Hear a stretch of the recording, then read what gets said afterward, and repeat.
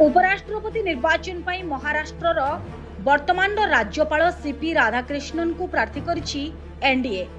BJP संसदीय board बैठक पर बीजेपी राष्ट्रीय अध्यक्ष जेपी नड्डा ए निष्पत्ति सुनाइछन्ति। नामांकन दाखलर शेष तारीख पूर्व यह घोषणा करा जायछि। पूर्वतन उपराष्ट्रपति जगदीप धनखड़ स्वास्थ्यगत कारण दर्शाई एही पदरु इस्तीफा दैछन्ति।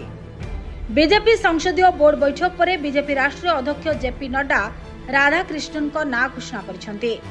चंद्रपुरम पोन्नुस्वामी राधाकृष्णन 1957 मसीहा अक्टोबर 20 तारिख रे तमिलनाडुर तिरुपुर ठारे जन्मग्रहण करथिले।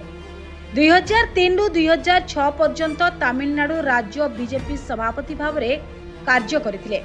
राजनैतिक यात्रा रे अनेक गुरुत्वपूर्ण पद पदवी रे रही आसिछन्ति राधाकृष्णन। 2024 जुलाई 31 रे से महाराष्ट्र राज्यपाल भाव दायित्व ग्रहण करथिले।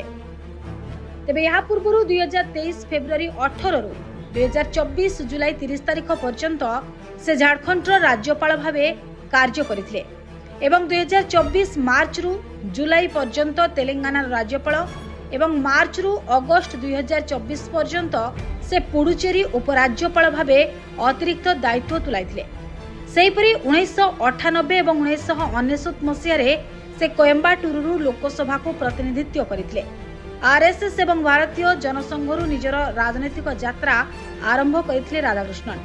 संसद रे से बयन शिल्प संक्रांत स्थायी कमिटीर अध्यक्षता करबा सह अर्थ और सार्वजनिक उद्योग संबंधी अनेक कमिटी रे तांकर योगदान मध्य रही आसीथिला। प्रधानमंत्री नरेंद्र मोदी उपस्थित रे अनुष्ठित संसदीय बोर्ड बैठक रे बीजेपी अध्यक्ष जेपी नड्डा अध्यक्षता करिथिबा बेले केंद्र गृहमंत्री अमित शाह, प्रतिरक्षा मंत्री राजनाथ सिंह एवं दलर वरिष्ठ नेता माने उपस्थित थिले।